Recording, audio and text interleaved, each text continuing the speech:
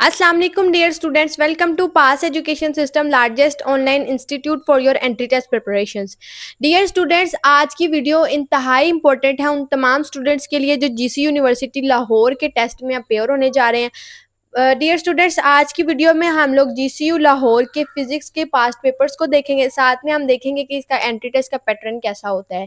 Dear students, अगर बात करें इसके पैटर्न की, तो जो आपको सिंपली आपके जो आपका पेपर होता है उसके अंदर आपसे जस्ट एमसीक्यूज पूछे जाते हैं और 10 मार्क्स के एमसीक्यूज होते हैं और 10 मार्क्स के आपसे किसी भी तरह का, अगर आपका फिजिक्स का से रिलेटेड सब्जेक्ट की फील्ड है तो उसके अंदर आपसे शॉर्ट क्वेश्चंस पूछे जाएंगे। लाइक अगर आप इलेक्ट्रॉनिक्स की फील्ड को सिलेक्ट करें, इलेक्ट्रिकल इंजीनियरिंग की फील्ड को सिलेक्ट कर रहे हैं या कंप्यूटर साइंस की किसी फील्ड को सिलेक्ट कर रहे हैं, तो आपसे जो पूछा जाएगा वो आपसे फिजिक्स के मेजोरिटी एमसीक्यूज पूछे जाएंगे। साथ में आपसे कुछ फिजिक्स के इंपॉर्टेंट शॉर्ट क्वेश्चंस जो बेसिक होते हैं वो आपसे पूछे जाएंगे।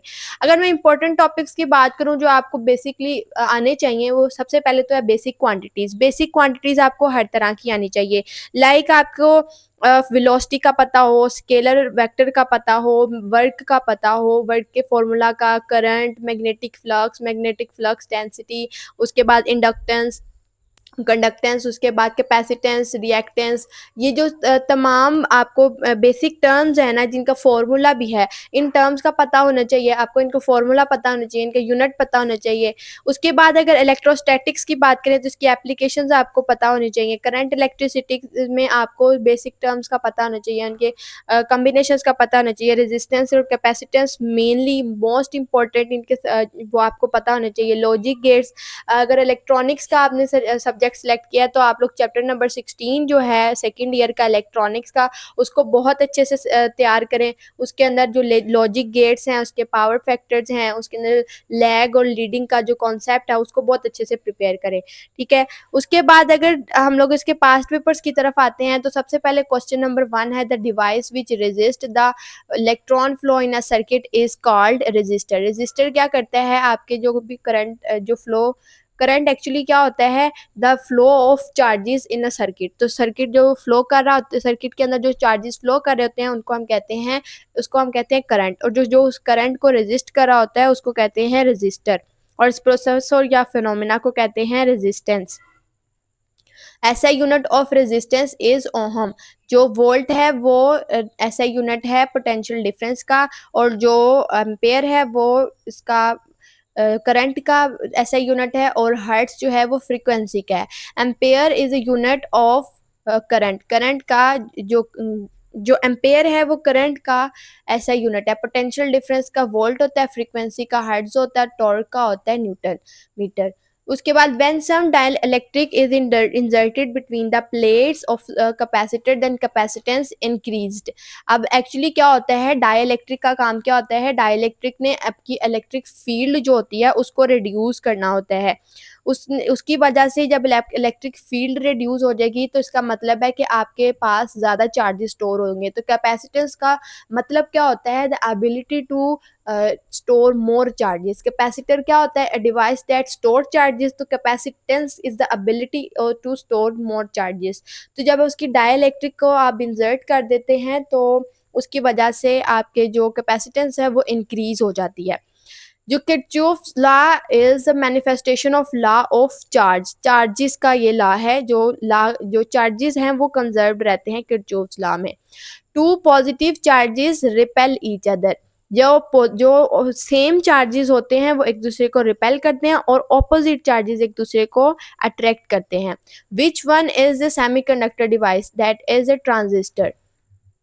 PN junction is reverse bias. PN junction आपका रिवर्स बाइस्ड होता है जब आपका जो पी है वो नेगेटिव पोटेंशियल पे कनेक्ट हो और एन साइड जो है वो पॉजिटिव पोटेंशियल पे हो।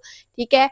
Photocopier is an application of electrostatics. जो फोटोकॉपियर मशीन होती है वो आपके इलेक्ट्रोस्टैटिक्स के प्रिंसिपल को यूज़ करती है। इसके अंदर क्या होता है, आपका जो टोनर होता है, टोनर पार्टिकल्स होते हैं वो आपके पेपर के साथ स्टिक कर जाते हैं। वो किस तरीके से करते हैं, उधर इलेक्ट्रोस्टैटिक्स का फॉर्मूला लगता है, जो प्रिंसिपल है वो लगता है। Forces between two charges can be find by the help of Coulomb's law. Coulomb's law के को यूज करते हुए कूलम्स फोर्स का फॉर्मूला होता है, जब दो चार्जेस के दरमियान जो फोर्स लग रही होती है उन दोनों की एक दूसरे के ऊपर या इन्वायरमेंट जो उनके इर्द गिर्द का इन्वायरमेंट होता है उस पर जो फोर्स लग रही होती है वो can be calculated by using Coulomb's force law, जो कि है F=Q1 Q2/एप्सिलॉन नॉट। उसके बाद SI unit of magnetic flux is weber. मैंने अभी आपको ऊपर बताया ना, आपको बेसिक यूनिट्स पता होने चाहिए। बेसिक एसआई यूनिट देखिए, मैग्नेटिक फ्लक्स का पास्ट पेपर में एमसीक्यूज आया हुआ है। Energy possessed by the body by virtue of its motion is known as. जो किसी बॉडी के अंदर एनर्जी प्रोड्यूस होती है bye it's motion.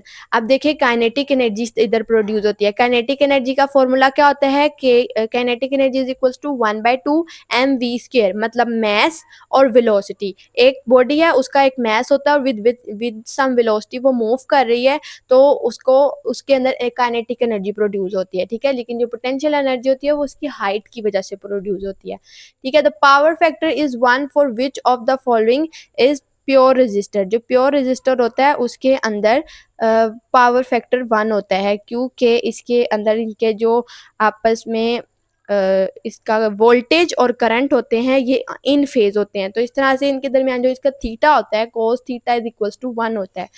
Semiconductor devices are used in low voltage application, microprocessors, logic gates, or all of the above. All of the above is the correct option. इन तमाम के अंदर semiconductor devices use होती हैं। Current through a 120 milli Henry coil is changing at the rate of 1 milliampere per second voltage।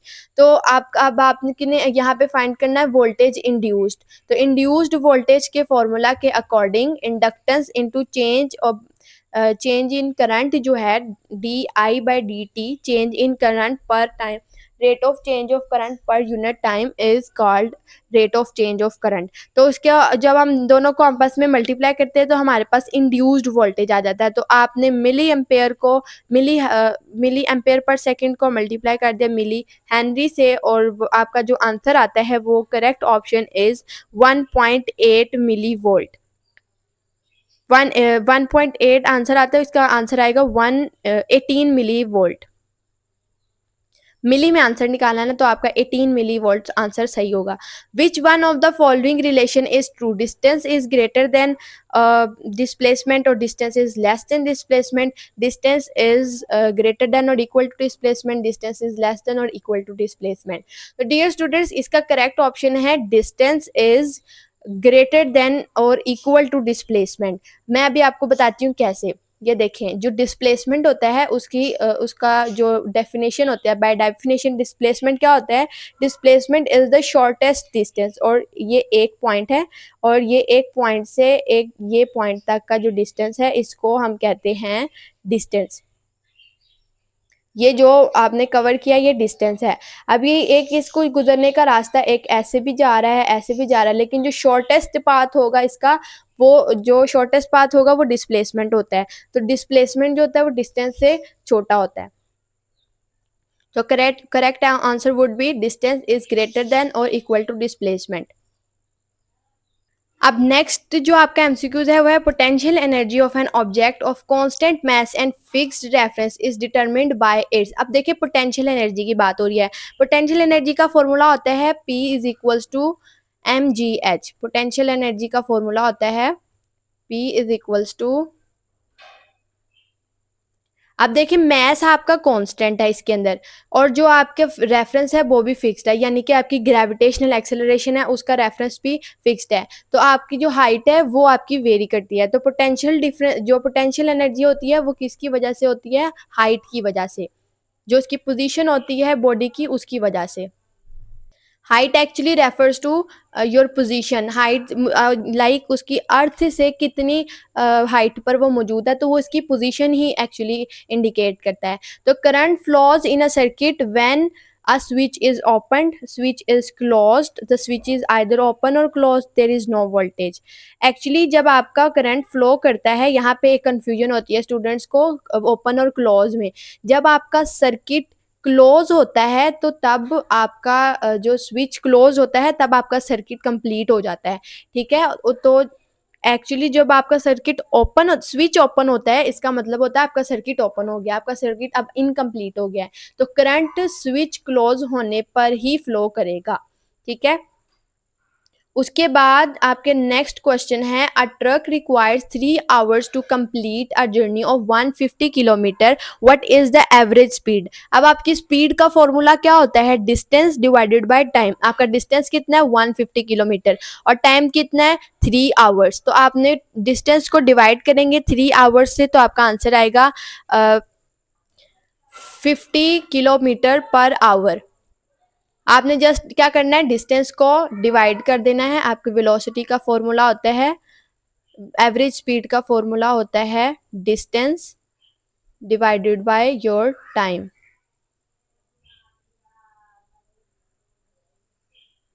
उसके बाद अब what is when placed together two positively charged particle will. जब two positively charge particles एक दूसरे के करीब किए जाएंगे तो जो क्या करेंगे, आपस में एक दूसरे को रिपेल। मैंने आपको पहले बताया जो लाइक पार्टिकल्स होंगे, यानी कि जो एक जैसे पार्टिकल्स होंगे वो एक दूसरे को रिपेल करेंगे। जब ऑपोजिटली, अगर वो यहाँ पे कहता है two oppositely charge particles will, तो वो क्या करेंगे, एक दूसरे को अट्रैक्ट करेंगे। लेकिन टू पॉजिटिवली सेम चार्जेस क्या करेंगे, एक दूसरे को रिपेल करेंगे। अब नेक्स्ट एमसीक्यूज है, body accelerate from 5 metre per second to 25 metre per second in 4 seconds. तो एक्सिलरेशन क्या होगी। अब एक्सिलरेशन का फॉर्मूला क्या होता है, V F minus V I, final velocity minus initial velocity divided by time. अब आपकी फाइनल वेलोसिटी यहाँ पे क्या गिवन है 25 मीटर पर सेकेंड, और इनिशियल वेलोसिटी क्या है आपकी 5 मीटर पर सेकेंड। तो अब आपने क्या करना है, सिंपली फाइनल में से इनिशियल को माइनस करके उसको डिवाइड कर देना टाइम से, तो आपको एक्सेलरेशन निकल आएगा। अब एक्सेलरेशन का यूनिट होता है मीटर पर स्क्वायर सेकेंड। तो अब आपके 25 में से 5 माइनस करेंगे तो 20 आएगा, उसको डिवाइड 4 से करेंगे तो आंसर वुड बी 5 मीटर पर स्क्वायर सेकेंड। नेक्स्ट है, विच of the following is a scalar quantity. इनमें से स्केलर क्वांटिटी कौन सी है। स्केलर क्वांटिटी क्या होती है, जिस क्वांटिटी का मैग्नीट्यूड होता है लेकिन उसकी डायरेक्शन नहीं होती है। अब एक्सेलरेशन का मैग्नीट्यूड भी होता है, उसकी डायरेक्शन भी होती है, डिस्प्लेसमेंट की भी होती है, फोर्स की भी होती है। लेकिन जो वर्क है इसकी जो है डायरेक्शन नहीं होती, लेकिन इसका मैग्नीट्यूड जरूर होता है। नेक्स्ट क्वेश्चन है, अब 3 kilogram object is lifted vertically through 5 metres, how much potential energy is gained. अब आपने पोटेंशियल एनर्जी फाइंड करनी है। पोटेंशियल एनर्जी का फॉर्मूला भी मैंने आपको अभी ऊपर बताया, P is equals to mgh।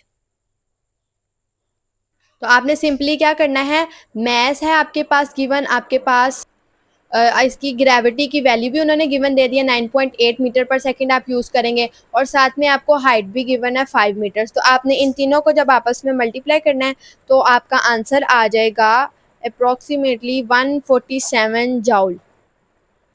The direction of centripetal force is always towards the centre. जब आपकी सेंट्रीपिटल फोर्स है वो आपकी टूवर्ड्स द सेंटर होती है। जब सेंटर की तरफ आपकी फोर्स लगती है तो तब ही आपका ऑब्जेक्ट जो है वो आउटर, जो आपके आउटर सर्कल है, सर्कमफेरेंस में मूव करता है। A 2 kilogram object moving at 10 metre per second has kinetic energy. अब काइनेटिक एनर्जी फाइंड करनी है। काइनेटिक एनर्जी का फॉर्मूला होता है 1/2 mv स्क्वेयर। 1/2 mv स्क्वेयर है, तो अब आपने क्या करना है, जो आपका मैस है वो 2 किलोग्राम है और वेलोसिटी है 10, तो उसका स्केयर लेंगे, 2 से कट जाएगा, और आपका जो सा वेलोसिटी का फैक्टर है उसको जब आप उसका स्केयर लेंगे तो आपका आंसर आ जाएगा 100। तो आपका आंसर वुड बी, सिंपली आपने इसको मेंटल मैथ से करना है, तो आपका आंसर वुड बी 100। उसके बाद magnetic flux is given by, magnetic flux का फॉर्मूला क्या होता है, ये अब आपने से पूछा गया। अब सिंपली आपको ये पता होना चाहिए, ये बहुत बेसिक क्वेश्चन है। B A cos theta, B is your magnetic B is your magnetic field और ए इज द एरिया, और ये इन दोनों के दरमियान जो एंगल होता है उसको कहते हैं cos theta. Transformer operates on the DC supply, electrostatics, magnetic repulsion और म्यूचुअल इंडक्शन। जो आपका ट्रांसफॉर्मर है वो म्यूचुअल इंडक्शन के प्रिंसिपल पर यूज वर्किंग करता है। म्यूचुअल इंडक्शन एक्चुअली क्या होती है, म्यूचुअल इंडक्शन के अंदर आपके पास दो कॉइल्स होती हैं, एक को प्राइमरी कॉइल कहते हैं, एक को कहते हैं सेकेंडरी कॉइल। जो प्राइमरी कॉइल होती है उसको डायरेक्टली आप एसी सप्लाई प्रोवाइड कर रहे होते हैं, और उसके जब उसके अंदर करंट मूव करता है, करंट के मूव करने से उसके इर्द गिर्द में एक फील्ड, मैग्नेटिक फील्ड प्रोड्यूस हो जाती है। वो मैग्नेटिक फील्ड उसके दूसरी कॉइल के ऊपर इंड्यूस होती है। म्यूचुअल का मतलब होता है दो जो कॉइल्स आपस में शेयरिंग करते हैं, तो एक के पास जब मैग्नेटिक फील्ड आएगी वो दूसरे के ऊपर इंड्यूस कर देगी। अब दो कॉइल्स के दरमियान इंडक्शन हो रही है, एक दूसरे को इंड्यूस कर रही है, एक दूसरे पर इंड्यूस कर रही है, तो इसलिए इसको म्यूचुअल इंडक्शन कहते हैं। उसके बाद अब आपके नेक्स्ट क्वेश्चन है, force of 60 newton moves an object 3 metre at an angle of 60। तो अब आपका वर्क डन क्या होगा, तो वर्क डन का फॉर्मूला सिंपली क्या होता है, F D cos theta. Work done आपका इक्वल होता है एफ डी कोस थीटा के, तो अब थीटा आपके पास क्या है 60 डिग्री। तो अब आपने सिंपली इसके अंदर फॉर्मूला के अंदर आपने पुट करना, 460 है, डिस्टेंस आपका 3 मीटर है और एंगल आपका 60 है, तो कोस 60 पे आपको ट्रिग्नोमेट्रिक आइडेंटिटीज आनी चाहिए ताकि आप मेंटल मैथ्स के क्वेश्चंस कर सकें। तो कोस 60 इक्वल होता है 1/2 के, तो 1/2 को आप सिंपली अब इसको मल्टीप्लाई कर लेंगे, इसकी कटिंग वगैरह करके इसको सिंप्लीफाई करेंगे, तो इसका आंसर आएगा 60 into 30 into 1/2 would be 90 joule. इसका आंसर आएगा 90 joule. In a series circuit के अंदर क्या होता है, current is difference across resistor, voltage is same across resistors, और current is the same, resistance become zero. देखें जो सीरीज सर्किट होता है ना, उसके अंदर सिर्फ रेजिस्टर्स के अक्रॉस ही करंट सेम नहीं रहता, और वोल्टेज के ये भी बात गलत हो जाएगी कि वोल्टेज जो है वो रेजिस्टर्स के अक्रॉस सेम रहता है। एक्चुअली सीरीज सर्किट में करंट आपका through out the circuit he same रहता है। जो आपका वोल्टेज होता है वो जो आपके डिफरेंट बीच में लगे होते हैं लोड, उनके अंदर डिवाइड हो जाता है, लेकिन current through out the same रहता है। और रेजिस्टेंस बिकम जीरो, ये भी गलत है, तो correct option would be current is same. अब 30th MCQs है, photoelectric effect confirms the wave nature of light, particle nature of light, reflection of light, polarisation of light. देखिए wave nature of light तो photoelectric effect से बिल्कुल भी prove नहीं होती है, जो पार्टिकल नेचर है वो प्रूव होती है। पार्टिकल नेचर में इसके अंदर फोटो इलेक्ट्रिक इफेक्ट में क्या होता है कि आपको जो लाइट है जब वो फॉल करती है किसी मेटल पे, तो उसके अंदर के जो वो ज़्यादा एनर्जी के साथ हिट करती है तो उसके अंदर से उसके इलेक्ट्रॉन्स को इजेक्ट कर देती है, तो ये उसकी पार्टिकल बिहेवियर को शो करती है। लेकिन reflection of light photo electric effect से कोई प्रूव नहीं होती, और ना ही पोलराइजेशन शो होती है। विच रेडिएशन इज मोस्ट पेनिट्रेटिंग, जो पेनिट्रेटिंग रे है वो उसको कहते हैं गैमा रे, ये गैमा रे सबसे ज़्यादा पेनिट्रेट करती है। A 10 ohm resistor has 2 ampere current, which what power is dissipated। अब आपने पावर डिसिपेशन का फॉर्मूला लगाना है। पावर डिसिपेशन का फॉर्मूला होता है, तो पावर डिसिपेशन के फॉर्मूला क्या, आई स्क्र आर है, तो आई स्क्र है आपका करंट जो है वो है 2 एम्पेयर, उसका स्क्र लेंगे तो 4 आएगा, 4 और रेजिस्टेंस आपकी है 10 ohm, 4 into 10 it is equal to 40 watt. Which rule gives the direction of induced current, induced current की जो रूल की डायरेक्शन है वो कौन सा रूल देता है, लेंजिस लॉ। जो आपका जो मैग्नेटिक फील्ड की जो दूसरी डायरेक्शन है वो आपकी जो दूसरे करंट की सिंपल कन्वेंशनल करंट की डायरेक्शन है वो राइट हैंड रूल देता है। लेकिन जो इंड्यूस्ड करंट है, इंड्यूस्ड करंट क्या होता है कि जब डायरेक्शन ऑफ जो करंट की डायरेक्शन है उसको अपोज किया जाए, जो करंट प्रोड्यूस हो रहा है जब वो अपोज किया जाता है उसकी जो डायरेक्शन होती है वो अपोजिट होती है, तो वो लेंजिस लॉ से हम लोग फाइंड करते हैं। In circular motion with speed the acceleration, जब सर्कुलर मोशन हो रही होती है तो उसके अंदर स्पीड उसके अंदर जब आपकी स्पीड कांस्टेंट वेलोसिटी से मूव कर रही होती है जब आपकी बॉडी, तो एक्सेलरेशन का क्या होगा, एक्सेलरेशन जीरो हो जाएगी, चेंज इन डायरेक्शन होगी, सिर्फ चेंज इन मैग्नीट्यूड होगा या कांस्टेंट और जीरो होगा। तो देखें जब आपकी बॉडी सर्कल में मूव कर रही होती है तो उसकी डायरेक्शन चेंज हो रही होती है, उसका मैग्नीट्यूड चेंज नहीं होता क्योंकि उसने पहली बात कह दी है कि जो स्पीड है वो कांस्टेंट है। अब जीरो नहीं हो सकती लेकिन चेंज इन डायरेक्शन हो सकता है, सिर्फ डायरेक्शन चेंज होती है। Unit of electrical potential is, जो आपका इलेक्ट्रिकल पोटेंशियल है उसका यूनिट होता है वोल्ट, इसका ऑप्शन है बी। ये सिंपल क्वेश्चन था। Energy conversion in a battery is, जो बैटरी के अंदर कन्वर्जन होती है वो होती है केमिकल टू इलेक्ट्रिकल एनर्जी। जो आपकी बैटरी होती है उसके अंदर कोल होती है जो कि केमिकल एनर्जी है, उसको आप कन्वर्ट कर देते हैं, उसको आप यूज़ करते हैं, जब उसके साथ आप वायर्स लगाते हैं तो वो एक इलेक्ट्रिकल एनर्जी में कन्वर्ट हो जाती है। Stopping potential in the photo electric effect depends on intensity of light, frequency of light, distance from source, area of cathode. देखिए यहाँ पर स्टॉपिंग पोटेंशियल क्या होता है। स्टॉपिंग पोटेंशियल का मतलब होता है, फोटो इलेक्ट्रिक इफेक्ट में हम लोग पढ़ते हैं कि जब हम लोग लाइट किसी मेटल पे फॉल करती है, जब उसकी जो इंटेंसिटी होती है वो जितनी ज़्यादा फ्रिक्वेंसी के साथ उसके ऊपर फॉल करती है, तो इसके अंदर अंदर जितनी एनर्जी होती है वो जितनी ज़्यादा हाई एनर्जी होता है, ज़्यादा हाई पोटेंशियल से जाके हिट करता है, तो उसके अंदर से वो इलेक्ट्रॉन को इजेक्ट कर देता है। लेकिन अगर हम लोग स्टॉपिंग पोटेंशियल की बात करें तो स्टॉपिंग पोटेंशियल का मतलब है कि जब हम लोग करंट की डायरेक्शन को अपोज कर देते हैं, अपोजिट डायरेक्शन में करंट को मूव करवाते हैं, तो इससे क्या होता है वो फिर इलेक्ट्रॉन इजेक्ट नहीं हो पाते हैं, तो इस पोटेंशियल को कहते हैं स्टॉपिंग पोटेंशियल। तो ये डिपेंड करता है आपकी फ्रीक्वेंसी पे, जितनी ज़्यादा फ्रीक्वेंसी ज़्यादा होगी उतने ज़्यादा फोटॉन्स की एनर्जी ज़्यादा होगी। Area under the velocity time graph represent, जो आपका वेलोसिटी टाइम ग्राफ है ये रिप्रेजेंट करता है आपके डिस्प्लेसमेंट को, उसके फॉर्मूला से पता लग रहा है वेलोसिटी टाइम ग्राफ से। De Broglie wavelength is inversely proportional to, जो आपका डी ब्रॉगली वेवलेंथ है उसके अकॉर्डिंग जो उसका फॉर्मूला है वो है lambda is equal to H over M. H आपका कांस्टेंट है, जो एच है वो है आपका प्लैंक्स कांस्टेंट, और जो आपका मोमेंटम है वो आपका इनवर्सली प्रोपोर्शनल है जिसकी डी ब्रॉगली वेवलेंथ की है। तो de Broglie wavelength is inversely proportional to momentum.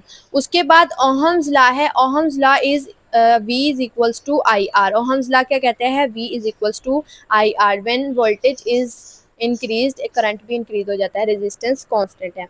Resistance is the opposition offered by a material to the flow of current, current के फ्लो को जो अपोज करता है उस प्रोसेस को और जो रेजिस्टेंस कहते हैं, उस ऑपोजिशन को रेजिस्टेंस कहते हैं। The rate of change of electric charge with respect to time, Q by T को क्या कहते हैं, करंट। इसका करेक्ट ऑप्शन है current.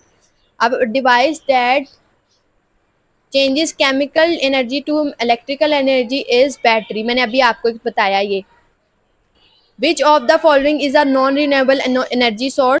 Non renewable energy source के अंदर आपका आ जाता है कोल। नॉन रीन्यूएबल कौन से होते हैं, जो आप दोबारा से एनर्जी को जनरेट नहीं कर सकते। सोलर एनर्जी आपकी रीजनरेट हो सकती है, आपकी विंड एनर्जी भी हो सकती है, हाइड्रो पावर भी हो सकती है, लेकिन कोल एक दफ़ा अगर आपका ख़त्म हो गया तो आप उसको दोबारा रीजनरेट नहीं कर सकते खुद से। Which law states that magnetic field around a conductor is proportional to the current. इसका करेक्ट ऑप्शन है एम्पेयर्स लॉ। एम्पेयर्स लॉ के अकॉर्डिंग जो मैग्नेटिक फील्ड है वो करंट के डायरेक्टली प्रोपोर्शनल होती है। The potential difference across a conductor is 10 volt and current is 2 ampere. Resistance of the conductor would be, आपने रेजिस्टेंस फाइंड करनी है, पोटेंशियल डिफरेंस और आपको करंट गिवन है। तो अभी हमने फॉर्मूला पढ़ा है V is equals to I R. तो अब हमने इसके अंदर फाइंड क्या करना है, रेजिस्टेंस फाइंड करनी है। तो अब हमारे पास जो वोल्टेज है वो है 10 वोल्ट और जो 2 है हमारा करंट है, तो 10 को 2 पे डिवाइड करेंगे तो हमारी रेजिस्टेंस आ जाएगी 5 ohm. Simple. The direction of magnetic field around the current carrying conductor is given by, जो आपके क्वेश्चन के अंदर आपसे पूछा गया है कि जो मैग्नेटिक फील्ड की डायरेक्शन है एक करंट कैरिंग कॉइल कंडक्टर जो होती है आपकी, उसके अंदर जो जब मैग्नेटिक फील्ड प्रोड्यूस होती है उसको आप कैसे फाइंड कर सकते हैं, तो वो आप फ्लेमिंग्स राइट हैंड रूल से फाइंड कर सकते हैं। जो फ्लेमिंग का राइट हैंड रूल है जिसके अकॉर्डिंग आप थंब के थ्रू, जो थंब और अपने फिंगर्स के थ्रू आप अपने जो करंट की मैग्नेटिक फील्ड की डायरेक्शन है उसको फाइंड करते हैं। उसके बाद rate of doing work is called power. Power का जो फॉर्मूला होता है उसके उसके according power is equals to work done, 1 joule of work done per unit second. ठीक है, तो उसके according rate of doing work is called power. What is the direction of conventional current. Conventional current की direction क्या होती है, from positive to negative charges. ये आपके जो आई गेस करंट इलेक्ट्रिसिटी का जो चैप्टर है उसके सेकंड जो आपका पेज है उस चैप्टर का जिसके अंदर कन्वेंशनल करंट को एक्सप्लेन किया गया, ये उसकी प्रॉपर लाइन है। ये आपने देखें, आप बुक रीडिंग जिसकी जितनी अच्छी होगी वो उतनी अच्छे से ये एमसीक्यूज को सॉल्व करके पूरे मार्क्स भी ले सकता है। What type of current is supplied from a battery, battery से आपको कौन सा करंट प्रोड्यूस होता है। देखिए बैटरी के अंदर आपको कोई भी किसी भी तरह की वो मैग्नेटिक फील्ड की इंडक्शन तो मिलती नहीं है, ना ही आपके वो करंट चेंज हो रहा होता है, ना ही वो खुद को चेंज कर रहा होता है, तो ये आपका डायरेक्ट करंट होता है। ठीक है, उसके बाद डियर स्टूडेंट्स कुछ शॉर्ट क्वेश्चंस भी हैं, कुछ जो कैटेगरीज हैं जीसीयू लाहौर के टेस्ट की, उसके अंदर कुछ कैटेगरीज के अकॉर्डिंग उसके अंदर कुछ आपसे या तो आपसे 10 एमसीक्यूज पूछ लेंगे, या आपसे 20 एमसीक्यूज पूछ लेंगे, या आपसे 10 एमसीक्यूज पूछेंगे और 5 आपसे शॉर्ट क्वेश्चंस पूछेंगे। ऐसे सिंपल और बेसिक क्वेश्चंस होंगे जो आपको मतलब बेसिक नॉलेज होगा, आपको पहले से आप एफएससी में पढ़ के आए हैं। ठीक है, उसको वो क्वेश्चंस आपसे पूछेंगे, 5 एमसीक्यूज शॉर्ट क्वेश्चंस पूछेंगे आपको वो 10 मार्क्स के, तो इस तरीके से 20 मार्क्स का आपका जो सा होगा फिजिक्स का पेपर हो सकता है। जिस कैटेगरी में फिजिक्स का पेपर आता होगा उसमें इसी तरीके से पूछा जाएगा। तो इसके अंदर कुछ शॉर्ट क्वेश्चन है, आप नोट डाउन कर सकते हैं, आप स्क्रीनशॉट ले सकते हैं। What is the difference between conductor and semiconductor, ये भी आपने एफएससी में पढ़ा हुआ है बहुत अच्छे से। चैप्टर नंबर 16 से क्वेश्चन है, ड्रॉ द ट्रुथ टेबल और गेट, आपसे पूछ सकता है एंड नैंड वो और जो ये सारे गेट्स हैं इनके आप या तो ट्रुथ टेबल आपसे पूछ लेगा, या पूछेगा आप उसको उसका वो जो सिंबल है गेट का वो बना के दिखाओ। आपसे स्टेट्स ऑफ कूलम्स लॉ पूछा गया है पास्ट पेपर्स में। उसके अलावा सिंबल ऑफ रेजिस्टर और कैपेसिटर, कैपेसिटर और रेजिस्टर का सिंबल, और आपको सिंपली पता है एक जिगजैग वाला होता है जो मैं अभी आपको यहाँ पे बना के दिखा देती हूँ। जो यहाँ पर आपका ये होता है ये रेजिस्टर होता है, और जो आपका कैपेसिटर होता है वो ऐसे होता है, इस तरीके से आपका ये कैपेसिटर लगा होता है। तो इसका जस्ट आपसे सिंपल 2 मार्क्स का पूछा हुआ है। देखो कितने सिंपल क्वेश्चंस पूछे हुए हैं, ये सब चीज़ें आपको आती हैं। आप सब स्टूडेंट्स ऐसे ही परेशान हो रहे थे। What do you know about transformer, transformer के बारे में आप क्या जानते हैं। ट्रांसफार्मर म्यूचुअल इंडक्शन पे के प्रिंसिपल पे मूव करता है, और ये आपने इसके बारे में जो थोड़ी सी डिटेल्स और एक्सप्लेनेशन है वो आपने दे देनी है। इसके बाद ओहम्स लॉ को स्टेट भी करना और एक्सप्लेन भी करना, ओहम्स लॉ क्या कहता है। आपने उसकी जस्ट सिंपली उसका जो डेरिवेशन है, जो उसका की इक्वेशन है V is equals to I R, वो लिख देनी है। साथ में आपने थोड़ा सा उसको एक्सप्लेन कर देना है। उसके बाद रेक्टिफायर क्या होता है, चैप्टर नंबर 16 का क्वेश्चन रेक्टिफायर है, उसका प्रोसेस भी आपसे पूछ सकते हैं कि रेक्टिफिकेशन क्या होती है। फिर इसी के बाद एनपीएन ट्रांजिस्टर है, उसको लेबल भी करना है, उसके टर्मिनल्स भी बनाने हैं, ये आप चैप्टर नंबर 16 में देख सकते हैं। किरचॉफ्स वोल्टेज लॉ, आपको करंट इलेक्ट्रिसिटी में जो आपका किरचॉफ का लॉ है वो पूछा जा सकता है। अब यहाँ पे किरचॉफ वोल्टेज लॉ इसका सेकंड नेम है वो भी पूछा जा सकता है। उसके बाद डिफाइन रेजिस्टेंस, रेजिस्टेंस क्या होती है ये भी पूछी जा सकती है। इसके अलावा मैंने आपको भी बताया, आपको जो बेसिक टर्म्स है ना जो फिजिक्स में यूज होते हैं, रेजिस्टेंस, कैपेसिटेंस, उसके बाद आपकी ये जो रिएक्टेंस है, कैपेसिटेंस है, ये जो सिंपल और बेसिक टर्म्स है ना ये आपसे पूछी जाएंगी। ठीक है, तो डियर स्टूडेंट्स ये थे वो तमाम एमसीक्यूज, आपको 50 एमसीक्यूज करवाए हैं फिजिक्स के, साथ में आपको कुछ बेसिक शॉर्ट क्वेश्चंस बताए जो फिजिक्स के पास्ट पेपर में आ चुके हैं, जीसीयू के टेस्ट में टेस्ट पैटर्न के अकॉर्डिंग आपको ये तमाम प्रिपेयर करवा दिए हैं। डियर स्टूडेंट्स अब आपने क्या करना है, आपने देखना है इन एमसीक्यूज का एनालिसिस करना है, इसके अकॉर्डिंगली आपने फिजिक्स के बेसिक कॉन्सेप्ट्स को बहुत अच्छे तरीके से पढ़ लेना है। उसके अंदर जो बेसिक टर्म्स हैं उनके फॉर्मूलाज, उनके ऐसे यूनिट्स को, उनके छोटे छोटे जो न्यूमेरिकल्स हैं जो बहुत बेसिक हैं, जो जैसे अभी मैंने आपको यहाँ पे करवाए हैं, जो आपके अक्सर बोर्ड के एग्जाम में भी आ जाते हैं, आपने उनको एक दफ़ा रीड आउट कर लेना है। ठीक है, तो आपका इंशाल्लाह जो भी आपका जीसीयू के अगर किसी कैटेगरी में फिजिक्स आती होगी तो वो आपकी कवर हो जाएगी। ठीक है, उसके अलावा डियर स्टूडेंट्स आपके साथ एक इम्पॉर्टेंट अनाउंसमेंट शेयर करनी है कि हमारा बैच 6.0 जो कि स्टार्ट हो चुका है 29 मई से। इस बैच के अंदर आपको फास्ट जी की कॉमसेट्स, आईबीए के जो नेक्स्ट राउंड्स हैं उनके बारे में, उनकी एनईडी यूईटी का अब सेकंड राउंड है। हमारा अभी एनईडी 1 का भी रिजल्ट आया, हमारे स्टूडेंट्स का बहुत ब्रिलियंट रिजल्ट आया। अब एनईडी यूईटी के सेकंड राउंड की प्रिपरेशंस भी अब हम लोग से इस बैच में करवाएंगे। उसके साथ एमयूईटी के सेकंड राउंड की प्रिपरेशंस करवाएंगे। उसके साथ आपको जो पंजाब यूनिवर्सिटी है उसके सेकंड और थर्ड राउंड की प्रिपरेशंस करवाई जाएंगी। इसके अलावा डियर स्टूडेंट्स अगर आप लोगों आपको किसी भी तरह का कोई भी इश्यू है, किसी तरह का कोई मसला है, कोई क्वेश्चन पूछना चाहते हैं, तो आप हमारे व्हाट्सएप नंबर पे मैसेज भी कर सकते हैं, इंस्टाग्राम पे इनबॉक्स कर सकते हैं, या आप लोग यूट्यूब पे भी कमेंट कर सकते हैं, आपको यहाँ पे भी रिप्लाई मिल जाएगा। डियर स्टूडेंट्स, आपको अगर बैच ज्वाइन करना है तो आप हमारे इस दिए गए व्हाट्सएप नंबर 0304066600 पे कांटेक्ट करके आप हमारे बैच की डिटेल्स दे सकते हैं।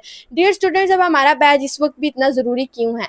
अगर आप लोग बात करें कि हम ये पूछ सकते हैं कि अब 29 मई से बैच स्टार्ट हो चुका है, आज 17 जून हो चुकी है, इतना टाइम गुजर चुका है बैच स्टार्ट हुए को।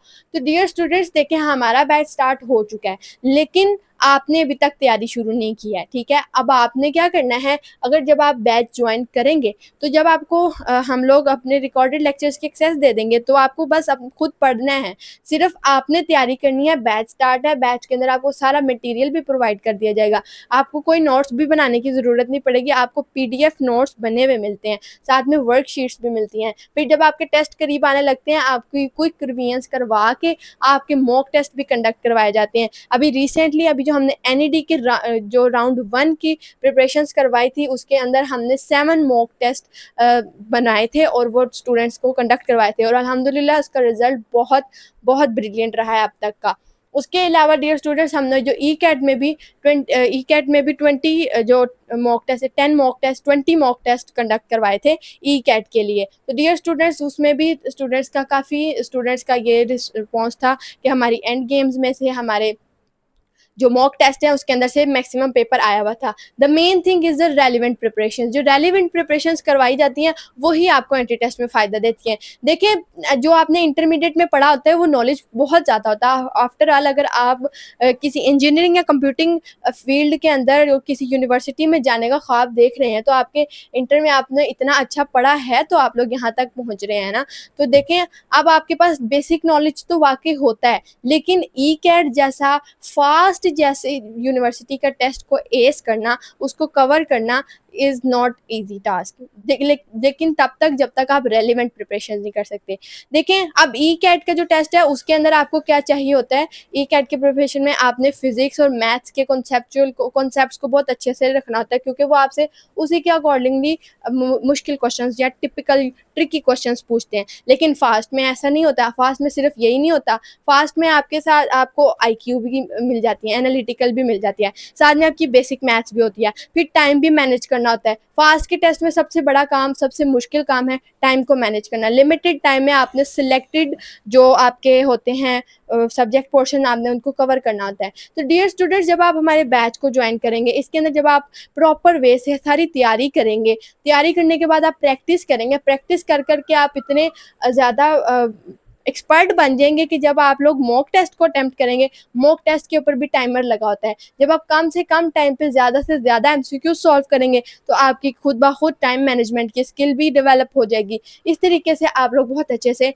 आप खुद को तैयार कर सकते हैं। तो ये बेनिफिट्स हैं बैच ज्वाइन करने के। वैसे तो हम लोग रैंडमली अपने यूट्यूब चैनल पर भी वीडियोज़ डाल रहे हैं, इससे भी स्टूडेंट्स को बहुत फ़ायदा हो रहा है। डियर स्टूडेंट्स, अगर आप लोगों को भी लगता है कि आपको यूट्यूब से थोड़ा सा भी फ़ायदा हुआ, तो आप हमारे चैनल को सब्सक्राइब कर दें और बेल नोटिफिकेशन के आइकन को प्रेस करके ऑल पे सिलेक्ट कर दें, क्योंकि अभी आने वाले दिनों में हम लोग बहुत ज़्यादा रेलिवेंट और इन्फॉर्मेटिव मटेरियल लेके आने वाले हैं यूनिवर्सिटी के एंट्री टेस्ट के हवाले से। इसके अलावा जो न्यू यूनिवर्सिटीज़ की किसी भी तरह की स्कॉलरशिप अपडेट्स भी आती हैं, तो हम लोग अपने यूट्यूब चैनल और व्हाट्सएप चैनल में अपडेट कर रहे होते हैं। तो आप अपने जो यूट्यूब चैनल है उसमें भी हमें सब्सक्राइब कर लें, उसमें हमें फॉलो कर लें। उसके अलावा हमारे व्हाट्सएप चैनल को भी फॉलो कर लें। दुआ में बहुत ज़्यादा याद रखिएगा। अल्लाह हाफ़िज़।